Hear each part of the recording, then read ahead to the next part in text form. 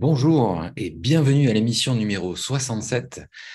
Connaissez-vous vraiment vous-même? Aujourd'hui, je vous invite à participer à une expérience peut-être qui va vous surprendre, mais qui va vous permettre de partir à la connaissance de vous-même. Mais qui êtes-vous quand vous êtes en relation avec vous-même ou avec les autres? Alors, c'est un pari, un challenge que vous allez suivre.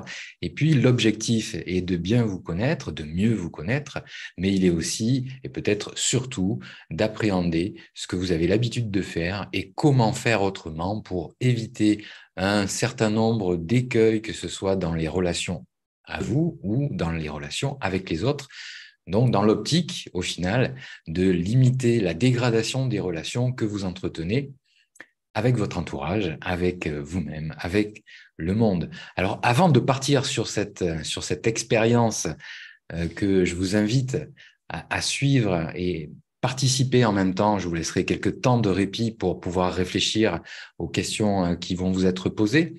Avant de partir sur ces éléments-là, je vais prendre un petit peu de temps pour parler d'actualité. L'actualité aujourd'hui, elle est multiple, elle est très dense et on va commencer par la publication de livres. La profession de médiateur publie de temps en temps, assez souvent et de plus en plus, des ouvrages qui ont un caractère de diffusion de l'information, mais aussi de réflexion.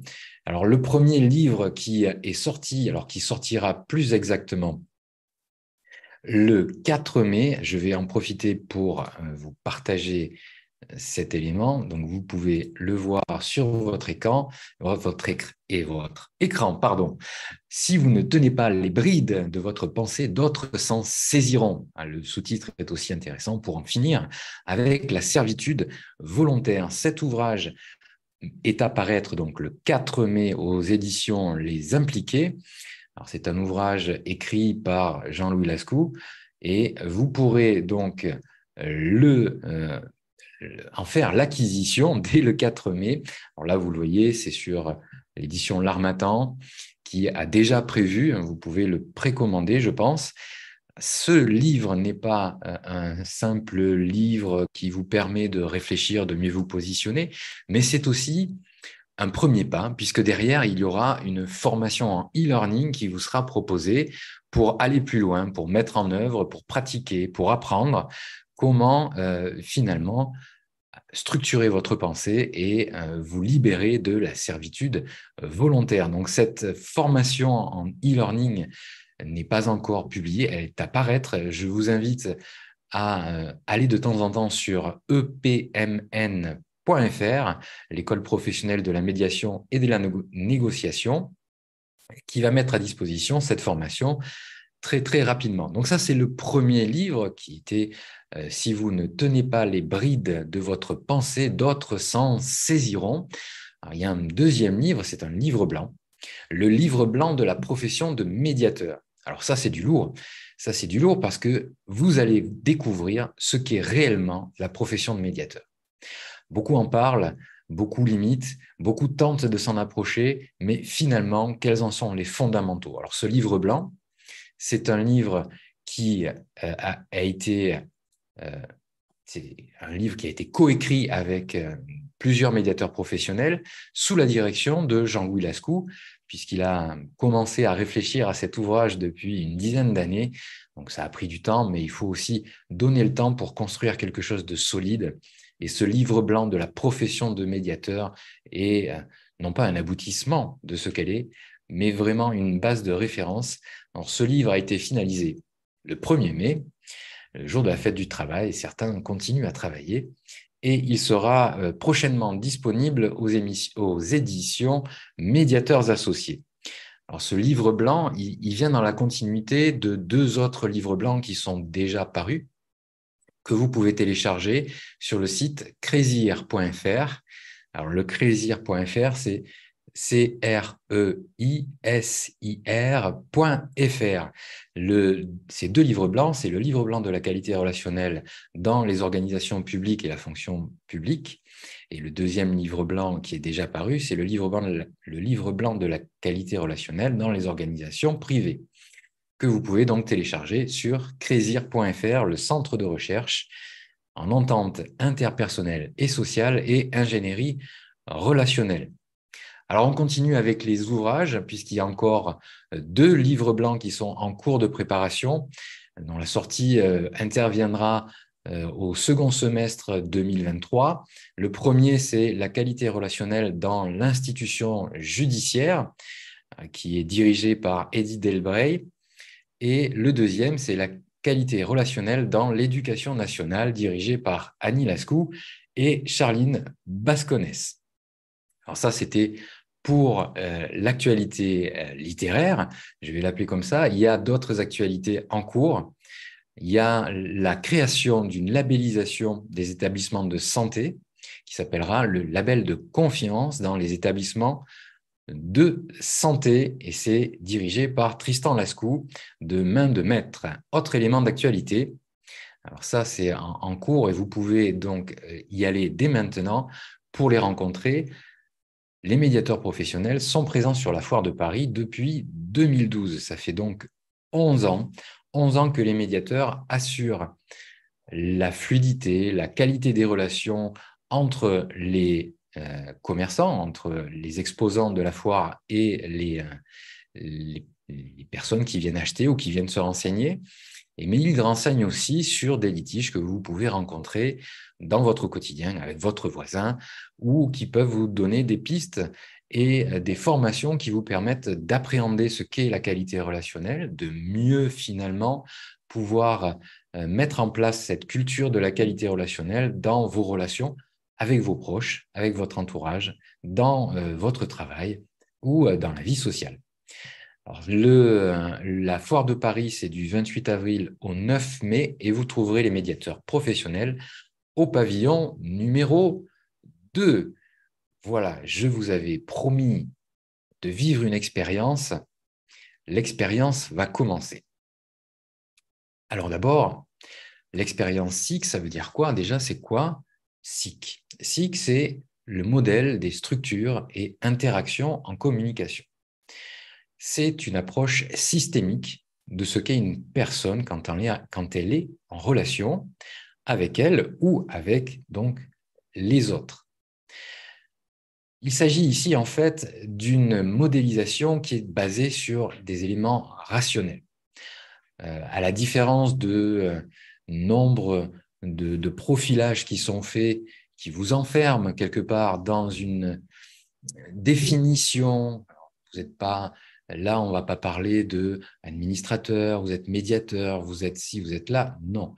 Ici, l'idée, c'est au contraire de pouvoir vous permettre de prendre conscience de vos habitudes et de vous donner le chemin pour améliorer votre communication, pour mieux appréhender les informations qu'on vous donne, mieux les réfléchir et mieux les partager pour vous faire comprendre réellement ce qui vous donnera là le sentiment de reconnaissance.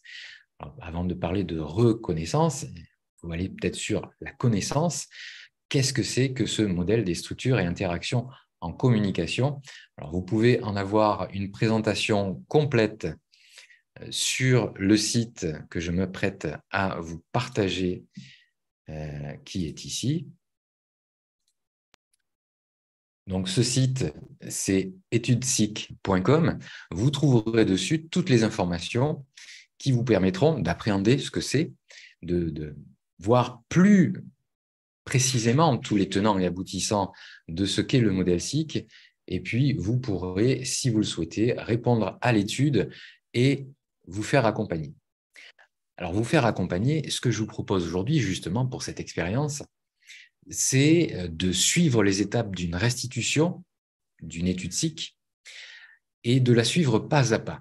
Alors, vous allez pouvoir, vous serez peut-être surpris d'ailleurs, vous connaître mieux, savoir mieux ce que vous avez l'habitude de faire, ce qui marche, ce qui ne marche pas, et comment faire pour diversifier la façon dont vous recevez les informations, dont vous les réfléchissez et dont vous les exprimez. Alors, la première étape déjà, c'est qu'est-ce que c'est que ce modèle? Alors, au centre, il y a « je ». Je, J-E, c'est vous. Vous êtes au centre de ce modèle. Vous êtes au centre de ce modèle et vous n'êtes pas forcément pleinement conscient de la façon dont les informations circulent autour de vous, en vous et vers l'extérieur. La première étape, c'est de prendre conscience de ces éléments-là, et pour en prendre conscience, il va falloir déterminer ce qu'il en est. Alors, ce modèle SIC, une fois qu'on a parlé du jeu au centre, qu'est-ce qui fait ce jeu quand il est en relation avec lui-même ou en relation avec les autres? Il fait trois choses.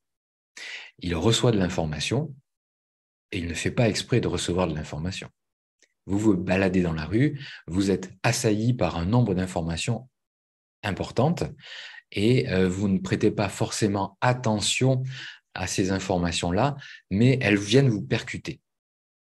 Et puis après, on verra parmi les possibilités, vos habitudes et la façon dont finalement vous allez filtrer tout ça. Donc, la première des choses, c'est que vous recevez de l'information et vous ne le faites pas exprès. Alors, si vous ne faites pas exprès de recevoir de l'information, eh bien, la phase d'après, c'est la réflexion. Qu'allez-vous faire de ces informations? Vous allez y réfléchir. Et les réfléchir, et on verra qu'il y a plusieurs aspects et il y a des modalités sur lesquelles vous allez être plus habile, plus à l'aise, avec une préférence particulière. Donc, le jeu reçoit de l'information, il la traite, il la réfléchit donc, et après, le jeu exprime. Alors, dans l'expression de l'information, là aussi, vous n'allez pas forcément le faire exprès. Il y a parfois des informations que vous communiquez aux autres sans pour autant que vous en ayez pleinement conscience. Alors, merci de nous rejoindre. Coucou Adam, salut, merci d'être là. Donc, cette information, vous l'exprimez et vous n'en avez pas forcément conscience. On va voir les modalités sur lesquelles vous avez l'habitude d'aller, sur lesquelles vous êtes à l'aise et comment faire pour diversifier ces aspects-là. Alors, vous le voyez, là, on a au centre je, un certain état de conscience sur ses habitudes, qui reçoit de l'information, qui réfléchit de l'information et qui exprime de l'information. Quand il reçoit de l'information, vous allez voir, c'est très rationnel, vous allez me dire, mais c'est une évidence. C'est une évidence, mais ça va mieux en le disant. Que faites-vous quand vous recevez de l'information? Eh bien, ce sont les 5 sens qui sont activés. Les 5 sens qu'on va mettre sur 3 axes différents. Sur l'axe gauche, vous allez retrouver la réception auditive de l'information, tout ce qui va passer par vos oreilles, que ce soit le discours en lui-même ou la structuration de ce discours. Donc, je reçois de l'information sur l'axe gauche de manière auditive, et puis vous pouvez aussi recevoir de l'information sur l'axe droit de manière visuelle.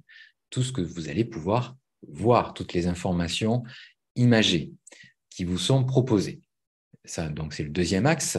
Et sur le troisième axe, il se trouve qu'il y a 3 sens, que sont l'olfactif, le tactile et le sensitif. Alors ça, c'est la réception sensitive, le goût, le toucher, l'odorat.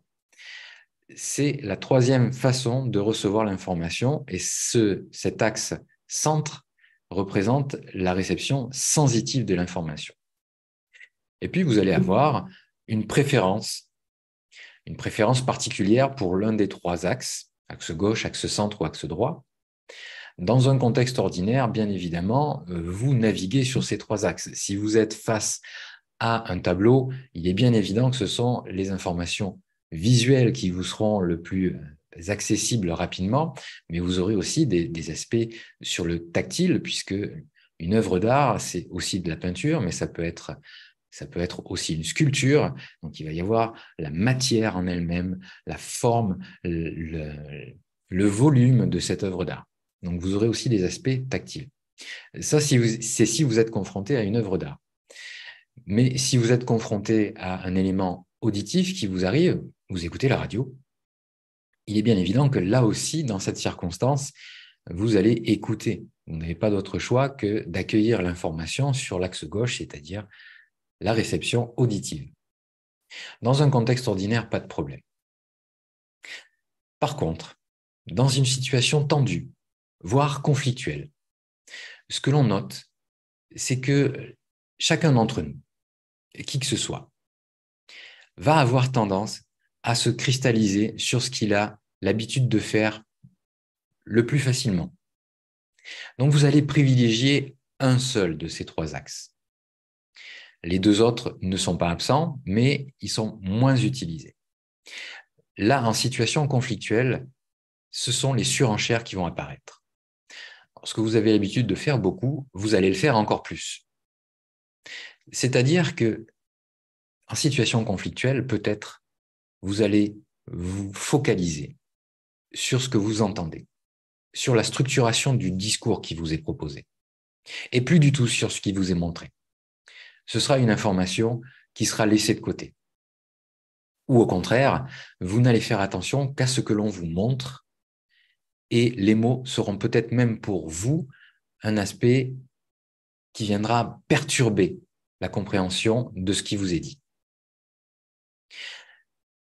Et ça, vous ne le faites pas exprès. Alors, on vous a peut-être dit, rappelez-vous, une situation un peu tendue, un conflit, dans laquelle on vous a dit « je viens de te le dire, tu ne m'écoutes pas », ou au contraire « mais je viens de te le montrer, enfin tu le fais exprès ». Rappelez-vous bien, vous avez peut-être été confronté à vos habitudes et vous avez peut-être été confronté à la surenchère dans votre communication. Alors, comment faire différemment? Alors, je vous propose un petit jeu. C'est très simple. Imaginez-vous, vous rentrez le soir, chez vous ou chez des amis. Vous passez le pas de la porte et vous arrivez devant la cuisine. Vous êtes au seuil de la porte de la cuisine, la porte est ouverte. Remettez-vous bien dans cette circonstance-là. Selon vous, quel est le sens en premier qui va s'éveiller chez vous? Peut-être même, vous n'avez pas conscience de ce que vous avez l'habitude de faire dans cette circonstance. Alors peut-être que ce sera l'olfactif, peut-être que ce sera le visuel, peut-être que ce sera l'auditif. L'un des trois, en tout cas, vous allez le privilégier. C'est ce qui va venir en premier. Et peut-être même que vous allez vous focaliser sur cette première impression et laisser de côté le reste. L'objectif même d'une restitution SIG, c'est de pouvoir vous accompagner sur la diversification. Cette diversification, dans la réception de l'information, elle va prendre cet aspect-là. Ce jeu qui paraît tout simple, on va le poursuivre parce que c'est la première diversification, c'est recevoir, identifier toutes les informations qui sont à votre disposition sans les filtrer, sans les mettre sur des plans différents. Ils ont tous une importance égale au départ. Si vous vous privez d'une partie des informations, eh bien, vous allez réfléchir à partir d'éléments partiels et vous risquez donc de vous tromper dans votre réflexion. Donc, cette réception, en fait, vous êtes sur le pas de la porte de la cuisine et puis le premier sens qui vient en éveil chez vous, peut-être que c'est l'odorat. Ça sent bon. Très bien. Ça sent bon. Donc déjà, c'est un premier aspect très positif. Mais quels sont les autres sens sur lesquels vous pouvez aller chercher des informations? Vous êtes un peu à distance, donc il y a la vue, forcément. Et regardez bien ce qui se passe. Regardez bien ce qui est présenté comme information dans cet environnement-là. Vous pouvez regarder les matières premières utilisées. Vous pouvez regarder l'état des matières premières utilisées. Peut-être même vous serez surpris si vous tombez sur l'emballage et que vous voyez la date d'expiration de ce produit. Ce sont des éléments qui ont leur importance pour savoir si vous allez bien manger ou si vous allez vous faire livrer un repas pour éviter de tomber malade. Mais il y a aussi les éléments auditifs. La manière, la cadence, le rythme avec lequel sont coupés les ingrédients peut donner des indications sur la qualité du cuisinier et donc sur la qualité du mets que vous allez déguster. La façon dont les aliments crépitent ou pas, est-ce que c'est un bouillon léger? Est-ce que c'est une cuisson vive alors qu'il ne faudrait pas faire cette cuisson sur ce type de viande? Vous voyez que finalement, dans la réception des informations, dans ce contexte très particulier qui est l'arrivée dans une cuisine, eh bien peut-être que vous laissez de côté des informations qui ont leur importance pour vous permettre d'appréhender, de réfléchir, de traiter la situation, de traiter ces informations et d'en faire un choix. Alors oui, il s'agit d'un jeu, là, d'un exercice qui vous plonge dans une cuisine. Direz-vous, c'est pas quand même tous les jours que vous arrivez dans ces circonstances-là. Eh bien, vous pouvez le transposer dans une autre circonstance. Par exemple, vous arrivez à une réunion de travail. Il y a autour de la table des personnes que vous connaissez, d'autres que vous ne connaissez pas, et vous avez des informations sur les trois axes. Donc des informations auditives, des informations visuelles et des informations sensitives. Il est là pour vous important de pouvoir diversifier la façon dont vous recevez ces informations, et on va voir pourquoi après. Alors, tout à l'heure, je vous disais que quand la situation est tendue, il y a des surenchères qui arrivent. Ce que vous faites déjà beaucoup, vous allez le faire encore plus. Diversifier la réception des informations dans un contexte ordinaire et le faire le plus souvent possible va vous permettre d'y accéder au moment où vous en aurez vraiment le plus besoin, c'est-à-dire quand vous allez être confronté à une situation conflictuelle. Donc, refaire cet exercice de la cuisine souvent, en utilisant d'autres contextes, ça vous permettra déjà de diversifier votre réception des informations. Une fois que vous avez reçu de l'information, vous allez la traiter. Peut-être même que ça va se faire très rapidement en simultané. En tout cas, avec un tout petit décalage. Pour traiter l'information, eh bien, il faut que vous ayez acquis le plus possible d'informations qui vous permettront de faire un choix. Maintenant, on arrive au traitement de l'information, à la réflexion. Alors, je vais couper ton micro. On arrive à la réflexion de l'information. Dans cette réflexion, tout à l'heure, je vous ai dit, il y a trois axes. Il y a l'axe gauche, qui est la réflexion analytique, c'est le traitement logique des informations. Une manière rationnelle ou raisonnable de réfléchir. Ça, c'est l'axe gauche. Il y a une réflexion analogique, qui est la réflexion axe droit. Alors, la réflexion analogique, c'est la réflexion avec un traitement simultané des informations. La référence à une situation déjà vécue ou l'imagination. Ces aspects sont des éléments de réflexion axe droit, donc réflexion analogique. Et puis, vous avez un troisième type de réflexion, qui est la réflexion affective. Et cette réflexion affective, elle prend des ampleurs qui peuvent être très importantes. J'aime, j'aime pas. J'aime pas la personne qui me parle. J'aime pas le sujet dont il est question. J'aime pas la situation dans laquelle je me trouve. Et si vous êtes plutôt avec une appétence particulière pour cette réflexion affective, que vous en ayez conscience ou pas d'ailleurs, eh bien, vous allez filtrer les informations et filtrer la manière dont vous allez réfléchir en fonction de ce j'aime pas. Imaginez donc que tous les lundis, à 8 heures du matin, il y a une réunion d'équipe. Vous êtes à la tête de cette réunion, ou vous faites partie des personnes qui assistent à cette réunion, et c'est une réunion à laquelle, systématiquement, il y a une personne qui, elle, vient, parle, mais aucune des informations qu'elle amène n'est pertinente. Cette impression que vous avez de perdre du temps, eh bien, vous l'assimilez à ce moment-là à cette personne. Et puis, petit à petit, vous en prenez l'habitude. Vous le voyez et puis vous vous dites, je vais encore perdre du temps. C'est pas la peine que je l'écoute, de toute façon, il n'a rien à m'apporter. Alors, peut-être que c'est vrai, mais peut-être que vous passez à côté d'informations qui sont pertinentes. Peut-être qu'il l'exprime mal et que du coup, vous ne parvenez pas à percevoir dans les informations qu'il vous donne ce qui est important. Chacun d'entre nous, on met ces filtres-là. On a des habitudes, une manière particulière de réfléchir. Et dans un contexte ordinaire, comme je vous le disais tout à l'heure, eh bien, on navigue sur les trois. Parfois, on est dans ses rêveries, on imagine des choses. Parfois, on construit rationnellement un système, on met en place une logique particulière. Et puis, parfois, on se laisse aller à réfléchir en fonction de ce que l'on aime. Dans un contexte ordinaire, il n'y a pas vraiment de difficulté particulière. En situation conflictuelle, je vous l'ai dit tout à l'heure, les surenchères se mettent en place. Donc, ce que vous faites beaucoup, ce que vous aimez faire, vous allez le faire encore plus.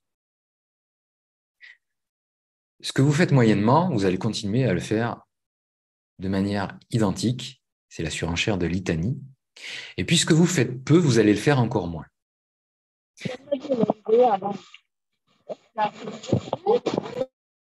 Alors, merci de ne pas ouvrir les micros pendant l'émission, ou alors de lever la main s'il y a une question particulière, et à ce moment-là, j'y répondrai.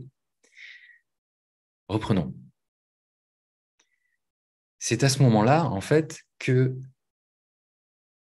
les problèmes peuvent arriver. C'est-à-dire que si vous êtes quelqu'un qui est plutôt axe-centre, c'est-à-dire une réflexion affective, en situation conflictuelle, les choses vont être encore plus importantes et encore plus marquées sur cet axe-là. C'est-à-dire que si ça ne vous plaît pas, c'est fini. Et pourtant, il y a peut-être des éléments à retirer de tout ça. Des choix que vous pouvez prendre, des réflexions que vous pouvez mener, mais qui de toute façon sont mises à mal parce que peut-être vous êtes sur un axe centre. Alors, la problématique est potentiellement sur les 3 axes. Et puis, cette problématique, il n'y a rien de dramatique puisque l'idée même de la restitution cycle, c'est de vous permettre de modifier vos habitudes pour diversifier, dans ce cas, la manière de réfléchir. Imaginons quelqu'un qui est axe gauche majoritaire, donc réflexion analytique, réflexion logique. Il va mettre de côté sa réflexion peut-être analogique ou sa réflexion affective. Peut-être qu'il va faire des choix froidement, qu'il va laisser de côté les conséquences que ça peut avoir sur les personnes ou sur la situation. Ce sera rationnel, ce sera peut-être raisonnable, on ne sait pas encore, mais ce n'est pas suffisant. L'idée même est de diversifier la façon dont vous réfléchissez la situation, dont vous réfléchissez, dont vous structurez votre pensée. On dit souvent qu'il faut avoir plusieurs points de vue sur un sujet pour pouvoir en appréhender l'entièreté. L'idée est la même ici. Il faut diversifier la manière dont vous allez réfléchir la situation. Alors, ce que je vous propose, c'est de réfléchir à un choix très simple. Le choix que vous allez devoir faire, c'est est-ce que j'achète cette jupe ou ce pantalon ou cette robe? Est-ce que j'achète ce vêtement pour aller, on va parler de vacances puisque c'est encore un peu les vacances scolaires, même si tout le monde n'est pas en vacances. Est-ce que je vais acheter ce vêtement pour aller sur les îles Canaries cet été? Vous allez pouvoir réfléchir à la situation de diverses manières. Ce qui fait que ce vêtement est approprié, ce que fait ce choix de vêtement et ceux qui font, c'est-à-dire les personnes concernées ou impliquées.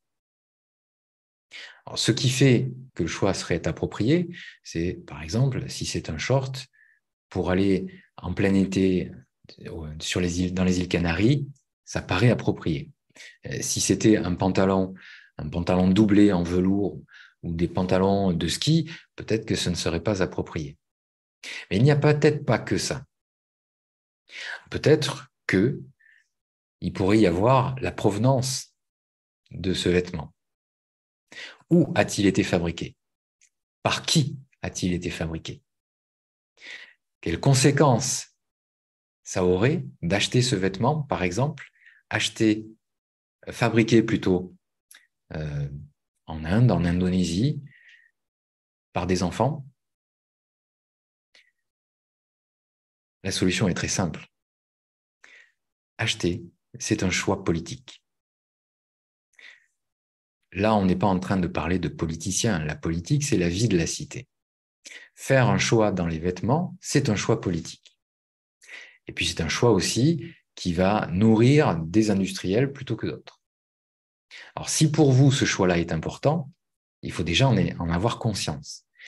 Peut-être que vous êtes nombreux à vérifier où a été fait le vêtement, mais peut-être pas. Peut-être que ça passe en second plan parce que vous n'y prêtez pas attention, parce que vous n'en avez pas conscience. Donc cette réflexion-là, réflexion analytique, réflexion analogique, réflexion affective, eh bien, ça commence à diversifier. Là, on est sur ce qui fait votre choix. Il y a des raisons pour lesquelles vous allez prendre ce vêtement. Et puis, ce que fait votre choix, qu'est-ce que ça va produire? Alors pour vous, peut-être du bien-être si le vêtement est approprié, si c'est un short pour les Canaries ou si c'est un pantalon de ski pour aller à la montagne faire du ski. Et puis peut-être qu'il est joli et donc ça vous fait plaisir. Il y a peut-être un bien-être particulier dans ce vêtement-là. Ça, c'est ce que ça va produire. Et puis, il y a les personnes concernées ou impliquées. Vous pouvez aussi faire des choix en fonction des personnes qui sont concernées ou impliquées. Alors, quand on parle de concernées ou impliquées, il faut bien faire la différence. Et si je reprends la fable de l'omelette au lard, eh bien, vous allez voir que concerné ou impliqué, c'est pas la même chose. Dans l'omelette au lard, il y a des œufs, il y a du lard. Alors, la poule, elle est concernée ou impliquée. Et puis, le cochon, il est concerné ou impliqué. Pour faire une omelette au lard, vous allez casser des œufs. Bon, ça ne va pas tuer la poule. Donc, elle est concernée parce que vous lui avez pris un œuf, mais ça va. Pour faire du lard, le cochon, lui, il va passer à la casserole. Donc, lui, il est impliqué. Et vous voyez que cette différence entre concerné et impliqué, elle est importante. Donc, quand vous faites un choix de vêtements, par exemple, qui est impliqué? Vous. Et puis, qui est concerné? Eh bien, il peut y avoir votre entourage. Alors, il peut être impliqué aussi. Ça dépend le vêtement que vous avez choisi.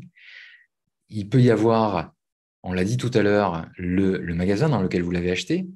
Il peut y avoir l'industriel qui l'a fait. Il peut y avoir les personnes qui le fabriquent. Il peut y avoir tout ce monde-là qui est concerné ou impliqué.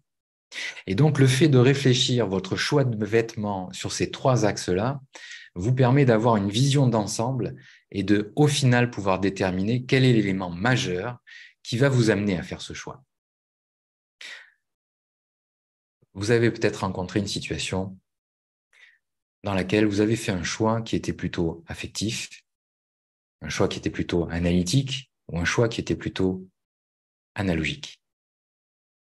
Et peut-être que vous allez vous rendre compte que vous auriez fait un choix différent si vous aviez structuré votre pensée différemment à ce moment-là.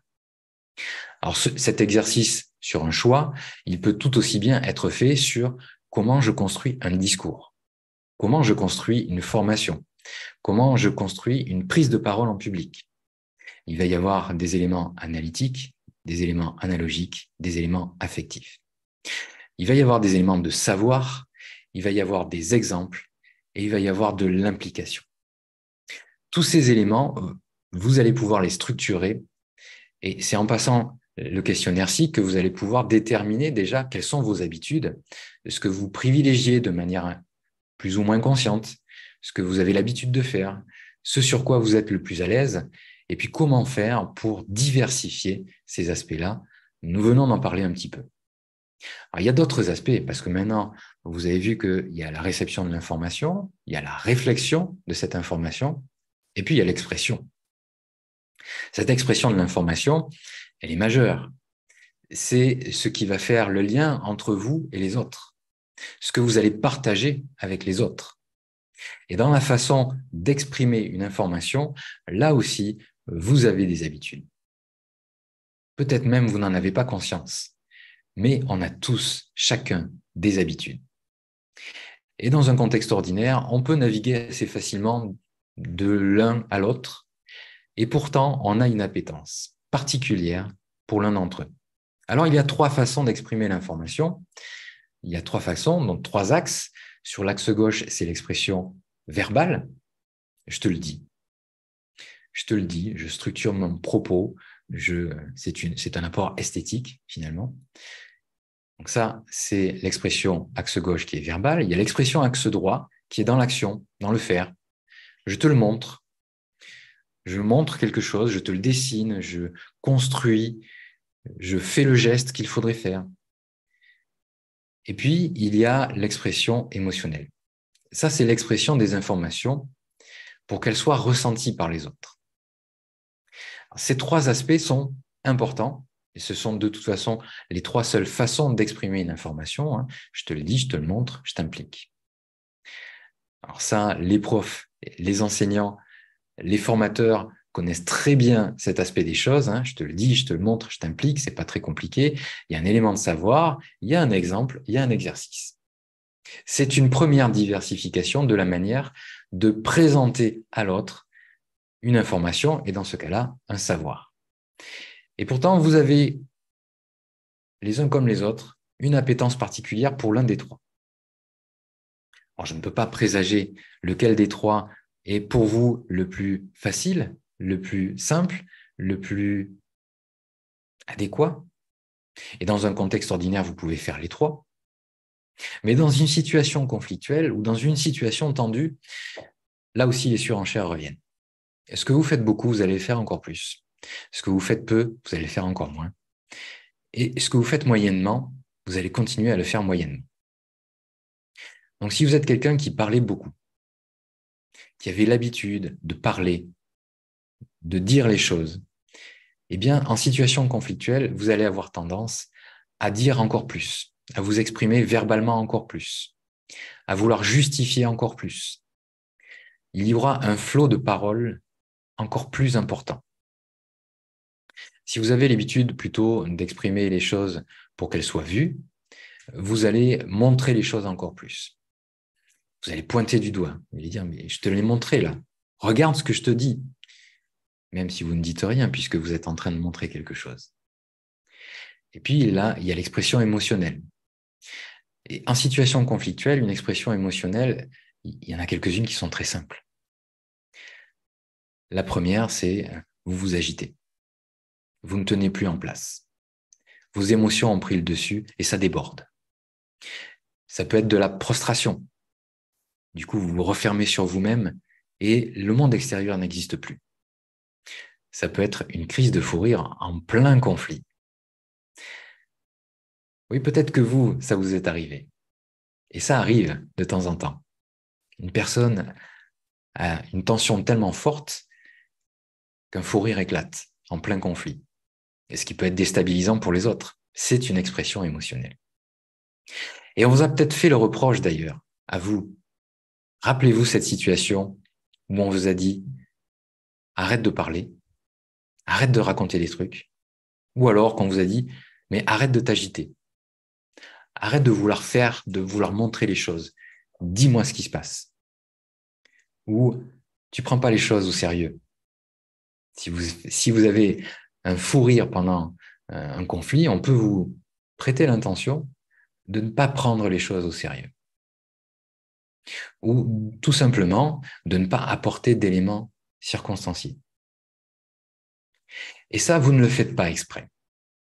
Vous ne le faites pas exprès parce que c'est dans vos habitudes. Et la seule façon de pouvoir changer une habitude, c'est par une habituation et par une connaissance de ce qu'il est possible de faire. Alors là aussi, je vous propose un exercice. Un exercice simple que vous allez pouvoir faire et refaire tous les jours. Et plus vous le referez, plus vous serez à l'aise dans la diversification de la manière d'exprimer des informations. C'est parti pour cet exercice. Cet exercice, je l'ai appelé l'exercice de la météo. Alors, comme son nom l'indique, il va s'agir d'exprimer le temps qu'il fait dehors. Alors, regardez par la fenêtre et je vous invite à l'exprimer, mais de 3 façons différentes. La première façon avec laquelle vous allez pouvoir exprimer le temps qu'il fait dehors, c'est de manière verbale. Alors attention, pas un seul geste. Vous allez pouvoir dire le temps qu'il fait dehors et pas seulement dire il fait beau, parce que là vous êtes déjà sur l'axe droit. Il fait chaud, là vous êtes déjà sur l'axe centre. Ce que je vous demande, c'est d'exprimer le temps qu'il fait dehors à la manière d'un météorologue. Pas d'un présentateur météo, d'un météorologue. Alors peut-être vous allez être confronté à une situation où vous avez du mal à trouver des éléments. Alors, je vais vous en proposer quelques-uns. Je ne sais pas exactement le temps qu'il fait dehors sur ces aspects-là, mais je vais dire, actuellement, il fait 17 degrés Celsius. Alors peut-être un autre élément. L'hygrométrie est à 62%. Il y a encore d'autres éléments qui peuvent décrire le temps qu'il fait dehors. Refermez sur vous-même.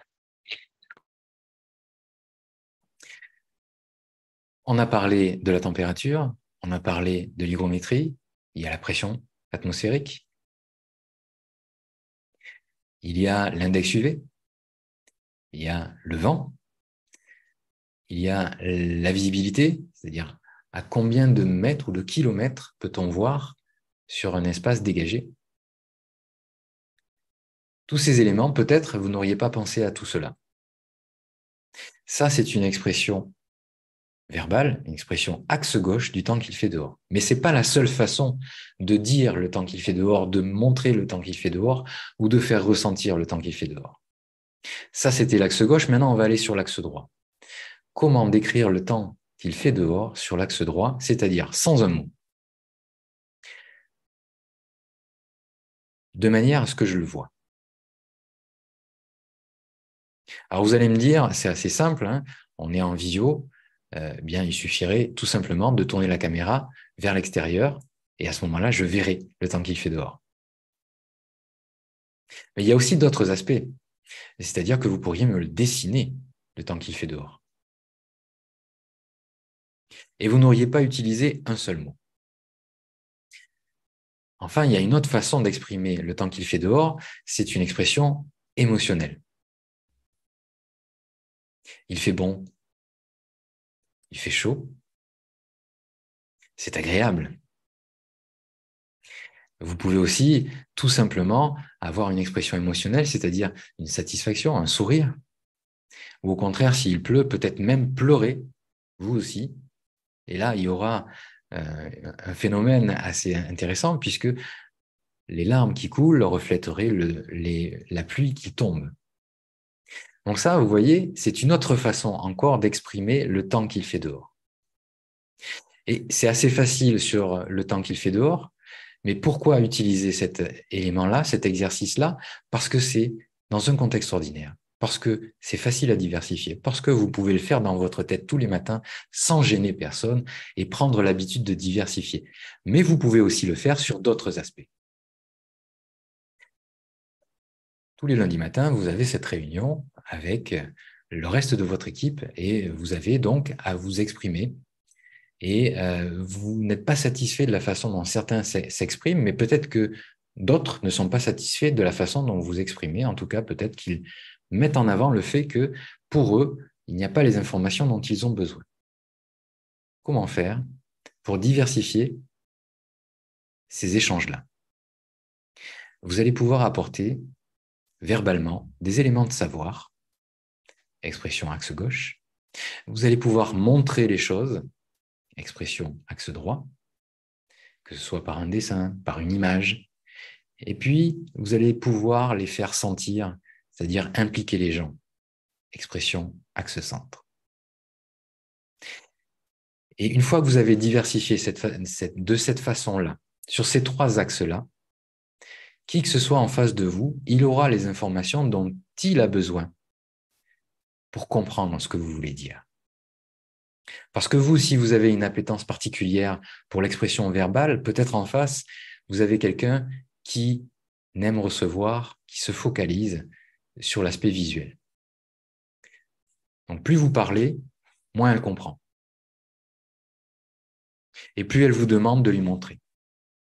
Et plus vous allez vous justifier en disant « mais je viens de te le dire ». Et vous voyez qu'on est dans une escalade, la surenchère apparaît, et c'est ainsi que les relations se tendent, se dégradent, et que les conflits peuvent naître. Donc diversifier cette façon de s'exprimer, c'est un exercice. C'est un exercice qu'il faut refaire, parce que vous avez des habitudes qui sont liées à votre expérience, à votre vie, que sais-je, peu importe. Vous avez des habitudes, et pour changer une habitude, il faut une habituation. Alors peut-être qu'à ce moment-là de l'expérience que vous vivez, vous vous dites, mais en fait, j'en sais pas assez. J'en sais pas assez sur moi, et j'en sais pas assez sur comment faire autrement. Eh bien, c'est là où, effectivement, l'expérience est limitée parce que à aucun moment je n'ai parlé de vous qui êtes en face de moi. J'ai parlé de manière générale parce que je n'ai aucun élément de vous. Pour pouvoir vous parler de vous, il faut déjà que vous puissiez me donner des informations sur ce que vous faites, ce que vous avez l'habitude de faire, comment vous vous exprimez, comment vous recevez l'information, comment vous réfléchissez.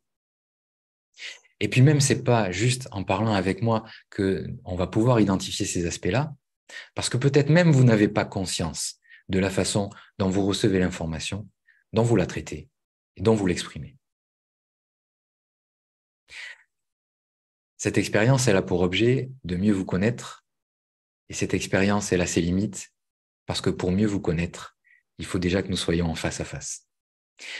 Pour cela, vous pouvez répondre au questionnaire SIC qui va vous permettre d'exprimer celui que vous pensez être et de notre côté, d'identifier vos habitudes. Et puis derrière, de pouvoir vous accompagner pour diversifier ça. La seule façon de pouvoir vous accompagner pleinement, c'est de pouvoir faire une restitution individuelle de vos structures et interactions en communication. Alors pour cela, il y a un site qui s'appelle etudesic.com, je vous l'ai montré tout à l'heure.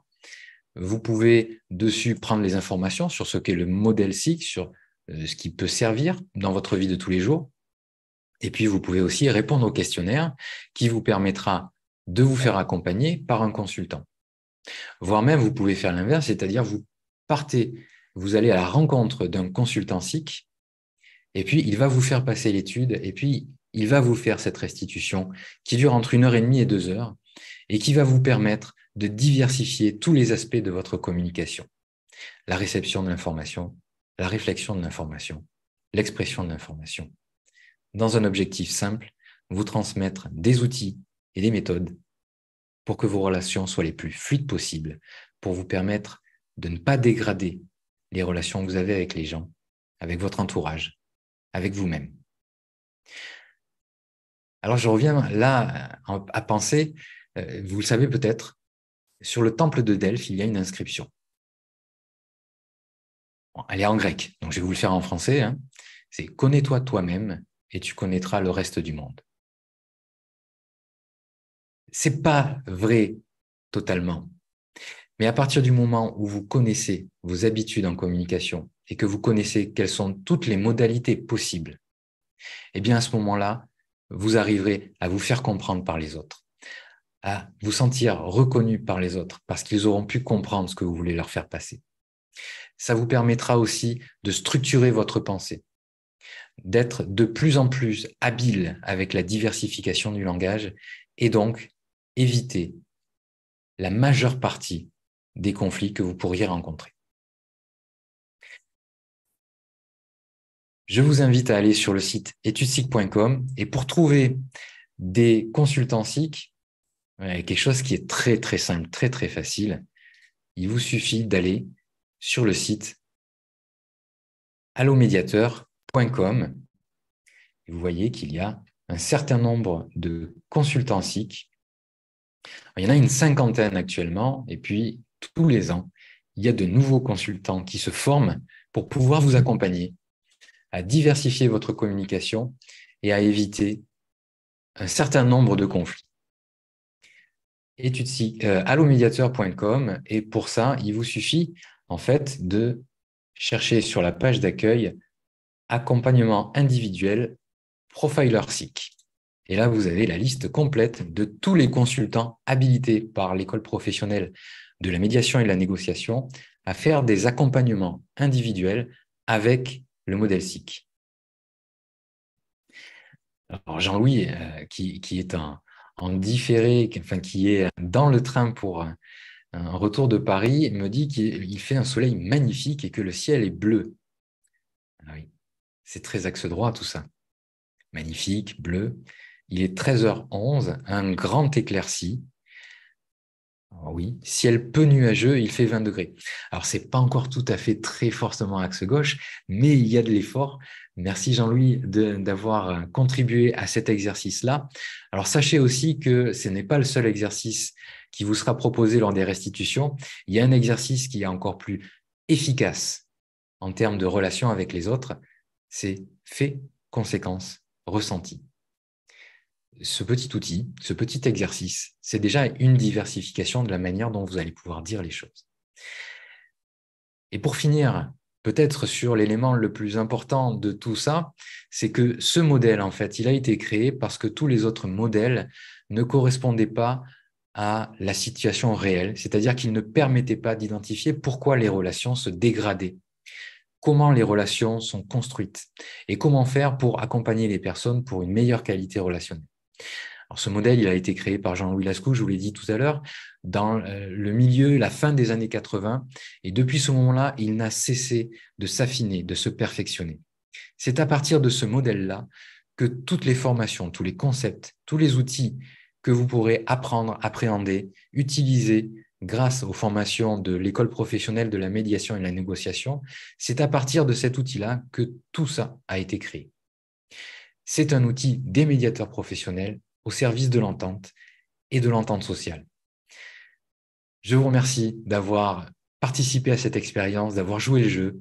Peut-être même allez-vous le refaire. Je vous invite à aller sur mediator.tv pour le replay de cette émission et des 66 autres émissions. En attendant, je vous donne rendez-vous la semaine prochaine, mercredi à 12h30 en direct sur mediator.tv.